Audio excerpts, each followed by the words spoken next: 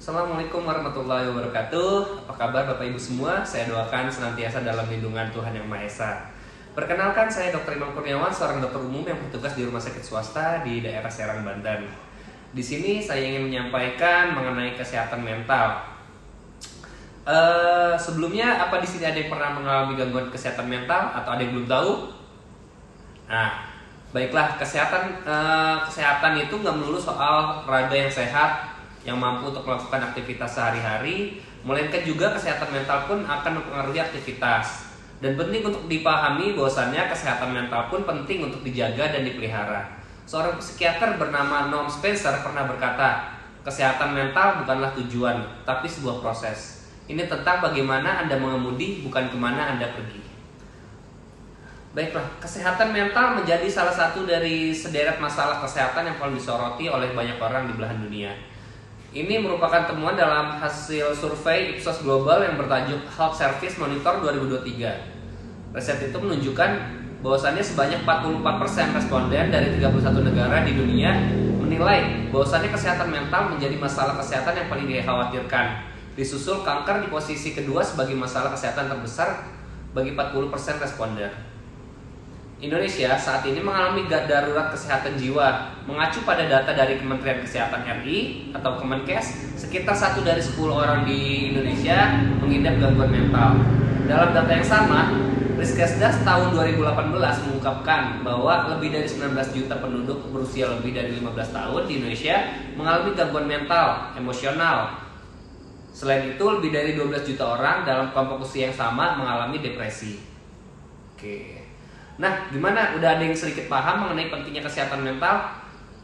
Kalau ngomongin bicara apa sih tanda-tanda kalau kita mengidap gangguan kesehatan mental atau enggak? Wah, kayaknya itu bakal panjang deh pembahasan kita.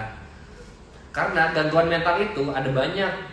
Enggak cuma sekadar depresi atau gangguan cemas atau kitanya seperti adanya overthinking seperti itu, mungkin pada anak remaja. Nah, biar lebih paham dan tahu apa aja sih penyebab gangguan kesehatan mental, ada beberapa kondisi yang bisa menjadi penyebab seorang mengalami gangguan kesehatan jiwa. Apa aja? Antara lain, pertama, cedera pada kepala, yang kedua, faktor genetik atau terdapat riwayat pengidap gangguan kesehatan jiwa dalam keluarga. Yang ketiga, adanya kekerasan dalam rumah tangga atau bentuk pelecehan lainnya. Lalu nomor 4, adanya riwayat kekerasan saat anak-anak. Yang kelima, memiliki kelainan senyawa kimia otak atau gangguan pada otak. Yang keenam, mengalami diskriminasi dan stigma. Nomor 7, kehilangan atau kematian seseorang yang sangat dekat. Nomor 8, mengalami kerugian sosial seperti masalah kemiskinan atau utang. Nomor 9, merawat anggota keluarga atau teman yang sakit kronis.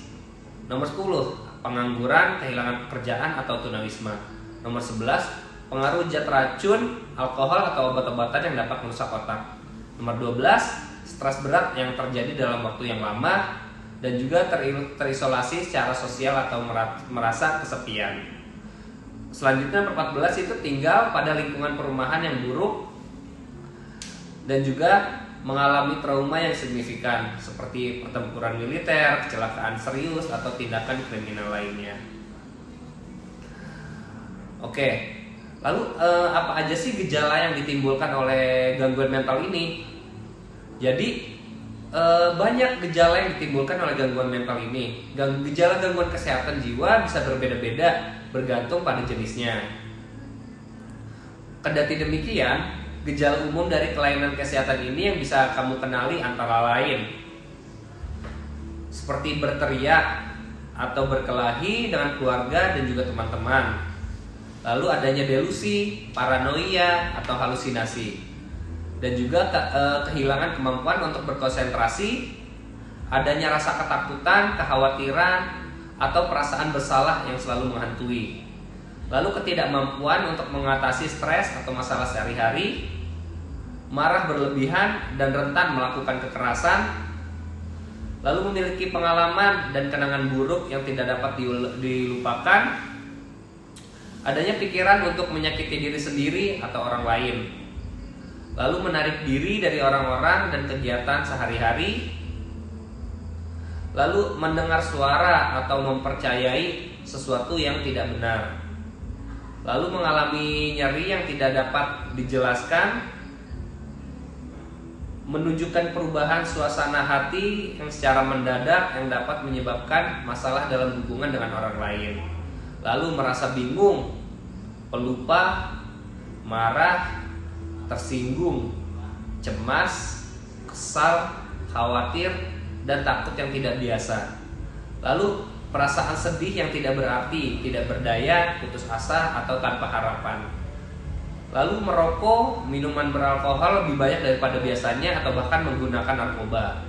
Perubahan drastis dalam kebiasaan makan, seperti makan terlalu banyak atau terlalu sedikit. Perubahan gairah seks, rasa lelah yang signifikan, energi menurun, atau mengalami masalah tidur. Lalu tidak dapat melakukan aktivitas sehari-hari seperti merawat anak atau pergi ke sekolah atau ke tempat kerja. Tidak mampu memahami situasi dan orang-orang.